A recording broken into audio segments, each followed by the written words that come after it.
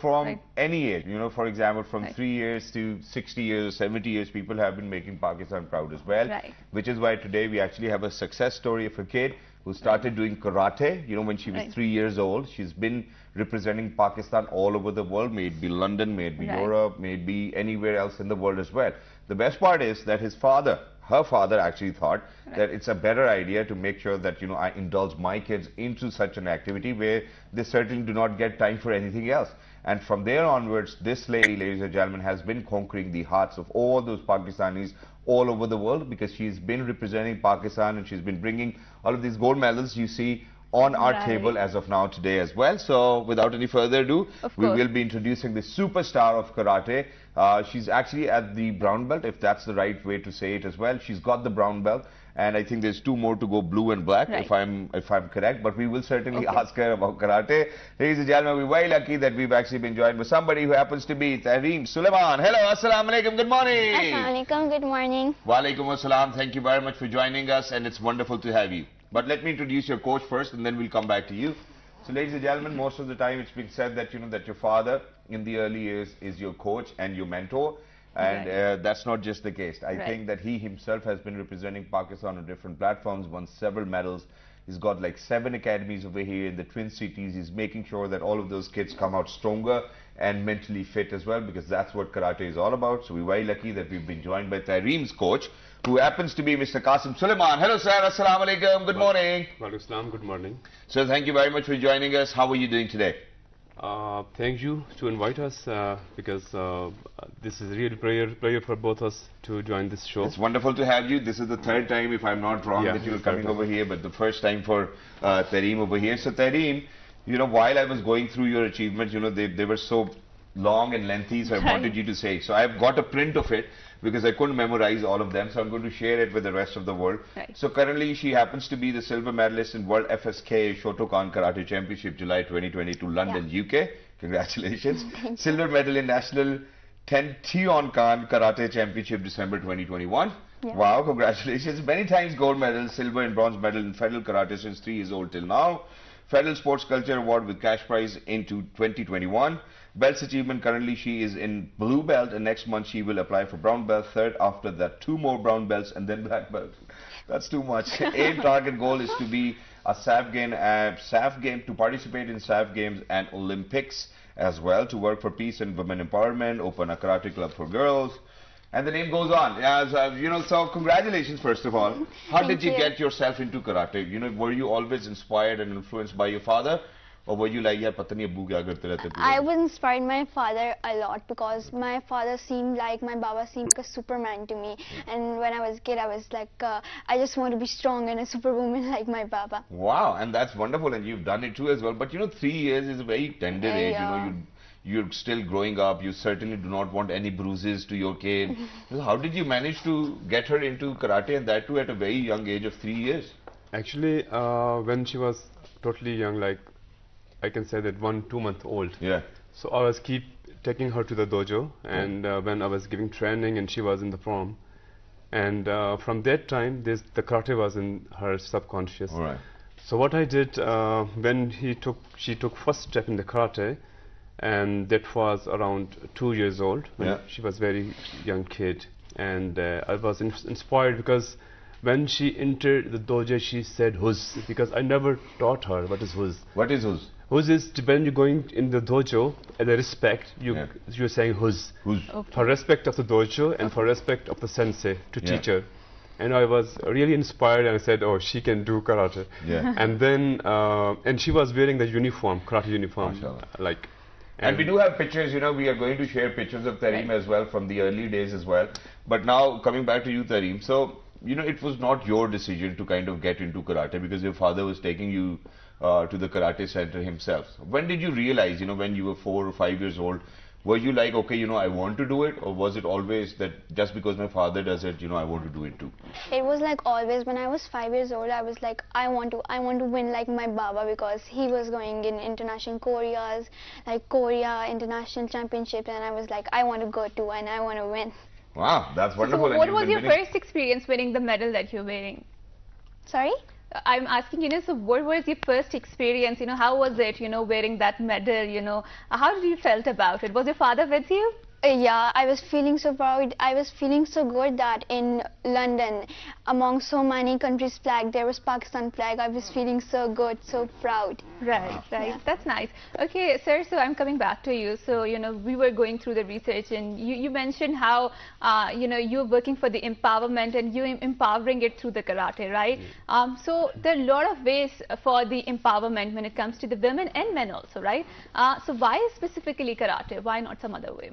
Because karate is the art in which you can learn self-respect, discipline, focus, and all the things.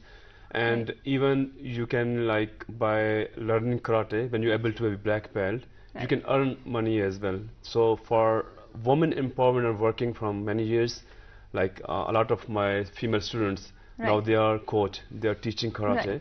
And because the karate is the game in which you can you can get a lot of respect, a lot of self-confidence, and in women empowerment it can help you a lot because you can earn money with the self-respect because there is no harassment, nothing. Like by being a woman, if you know the karate, so you can teach karate anywhere, like in the school, university. You can your own dojo in the karate club.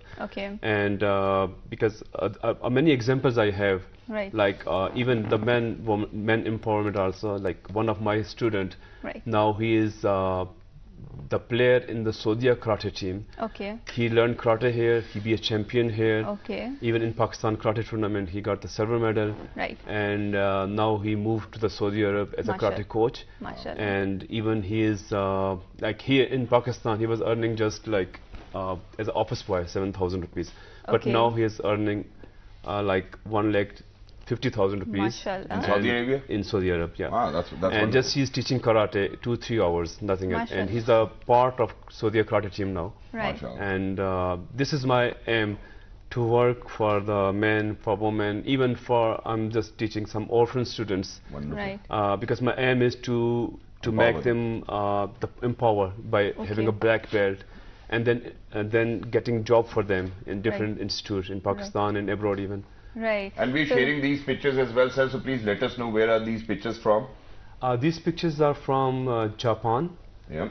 Because there are many international, there are different seminars. This is from Korea, when I represent Pakistan, and the kid you was watching there. And this is in Pakistan. This is the Japanese embassy. Korea, he's been on my show too. This is Korea, another tournament. This is also in Pakistan. We invited some ambassador from the embassy. And there are different pictures from different seminars. So wonderful. So karate is of course a sport that is gaining a lot of momentum nowadays, but in Pakistan, we usually have a cricket, which is a sports which is what do you call, it's harbored, and in there's a lot of money into it, right? And of course, when you talk about karate, you say that it teaches you discipline and you have to have certain sort of attention in it.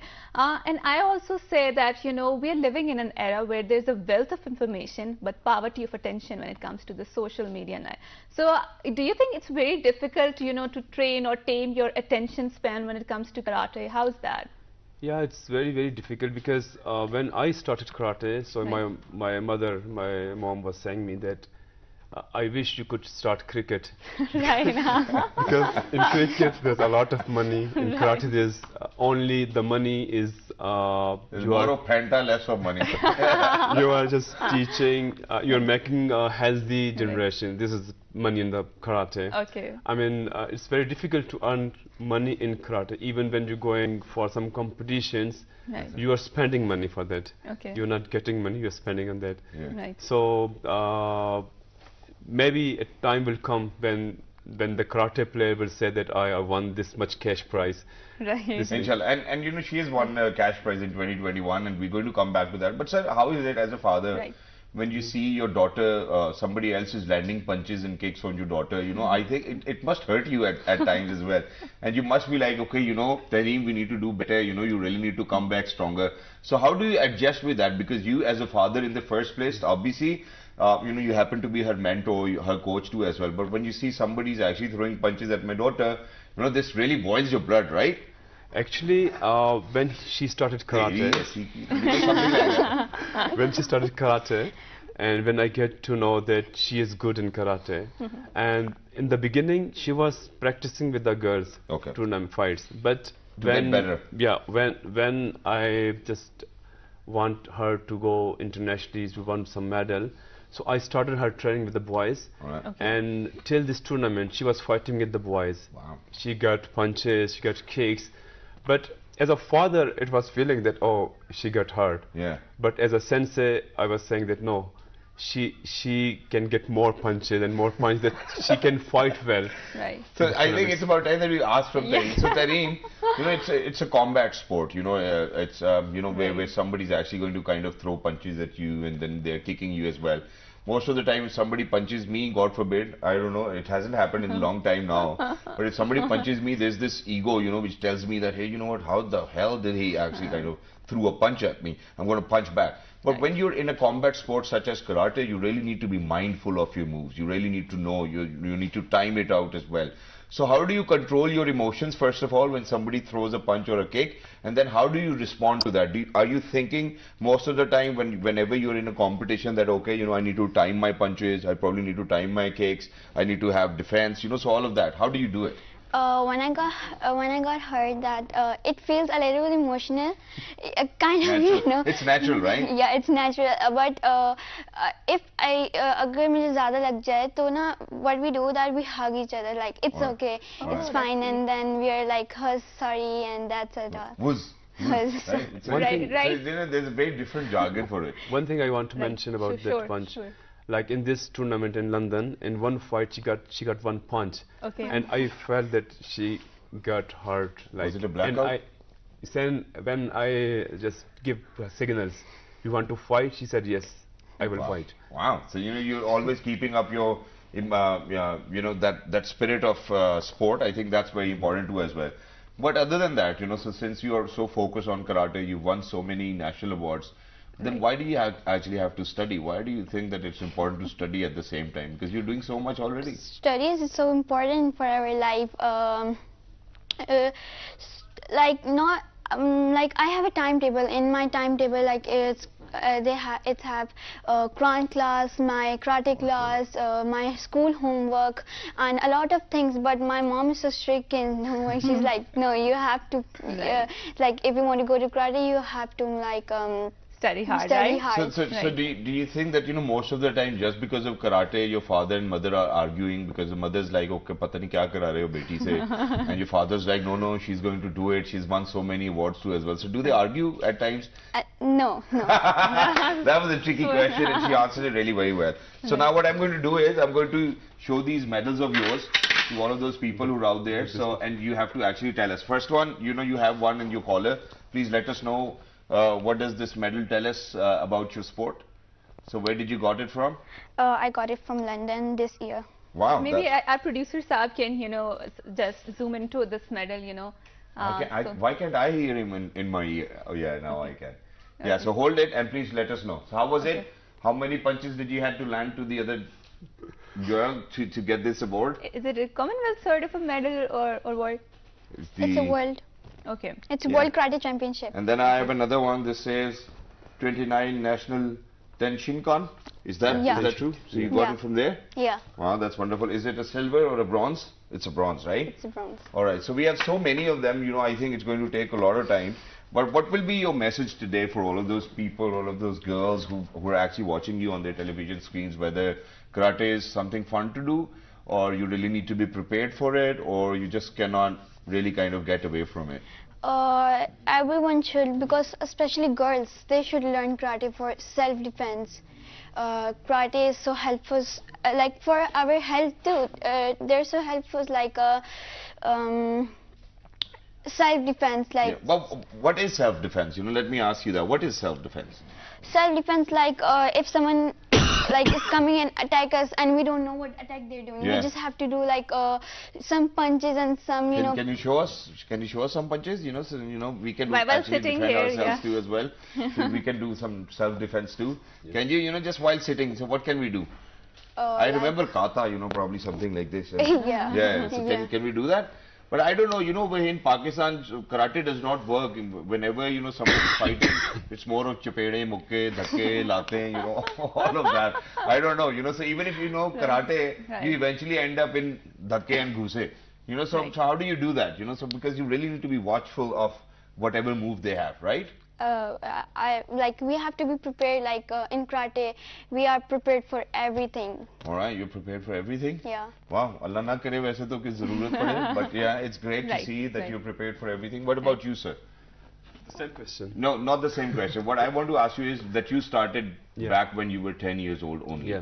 Alhamdulillah, you have more than 7 clubs now over in Pakistan. You're making sure that you're going to give that skill to all other children as well. Do you think that it really needs to be a part of syllabus, curriculum, you know, where kids go and do some extracurricular activities as well? Yeah, it's really very important for kids to learn karate. Right now in Pakistan, the parents are sending now kids to karate club. Like in my club right now, it's 120 students are practicing, and 60 girls are among them. Wow. Those are learning like karate. half of them, right? And it should be a part of syllabus. And this is my request to schools as well. Yep. But when they are hiring a karate instructor, they should know the background. A proper instructor can teach the proper karate, simply. Sir, how do we actually kind of ensure that we are going to the right karate center? Because everybody in uniform might not be a karate master or a karate teacher. You know, so these days we have this trend over here. We do have twats too as well. So how do we finally kind of get to know that, okay, this is the right karate center to be at? This is very really important question, and this is all about, because now this is the internet time, okay, and parents can easily search about the people. Whenever some parents want to enroll their kids in the karate center, they should know definitely about the instructor, not only karate, education background as well. And even if somebody is saying I'm black belt, the parent should ask from where you got this black belt. And what is your teacher name? So where do you get the black belt from? Me. Okay, you. Yeah. And these are the pictures. These are the pictures of Tehreem over here on your television screen. So Tehreem, very quickly, can you tell us a little about it as well? This one is right now. The one you're wearing, right? The one I'm wearing. In London, we were like showing our Pakistan flag, and all of people were like, "You're from Pakistan, you came." That's nice. Yeah, the girl you're fighting is so taller than you. How did you end up fighting that girl? So, aren't there any weight categories? No, in age there's no weight category. So if somebody is taller, they're taller. Yeah, because but they would get advantage then, no? Yeah. Even then they weren't able to take advantage. I think you were very great at your I'm sport saying then. about that same fight, the girl, she punched her very tight. Yeah. And she did like this, and I said, Tehreem, you want to continue? She said yes. And then she won the tournament. I mean, that fight. Did you get bruised? Yeah. Really? Yeah. Really? So do you throw punches at your siblings too? Do you make use of your sports there? Yeah. Kind of. At times. But you know the best part of it. Do you hug them after you're done with the punches? I don't think so. You know, with siblings it's just different. I just give them some of my snacks, like. Sorry. So I used to do that, when I was growing up, because I was fearful, that they might go to mama or baba, and then I will, get a good beating out of that. I used to placate them. Okay, it's okay, koi baat hai, I'll get you some chips or something like that. I think that's wonderful, and I'm going to relate to that as well, because most of the time what would happen is that if you would actually end up beating or probably throwing punches at your younger sibling, they would cry till the time the mother's going to beat you. Of course, they have their own blackmailing ways, right? And they would always do that. But sir, thank you very much. Thank you very much, Tehreem Bete, for being with us. Thank you very much, Qasim Bhai, for being with us. Wonderful to have you. What is your goal now? What do you aim for? So you want to participate in SAF Games, Commonwealth Games, Olympics? Right now, my target is SAF Games and Olympic. I love Olympic, like cartwheel. I love Olympic and some SAF Games. And we want to wish you best of luck for that too as well. Qasim, Thank you very much for being with us. We want to wish you best of luck for making sure that you're going to be over here on such a platform and inspire a million other people to out there as well, because we go out in 46 different countries.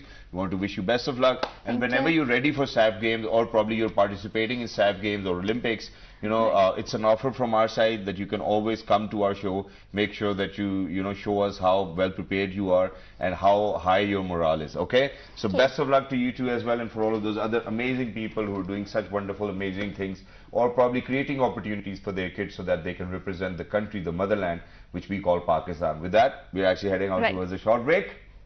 Don't go anywhere. Right. Good morning. Good morning.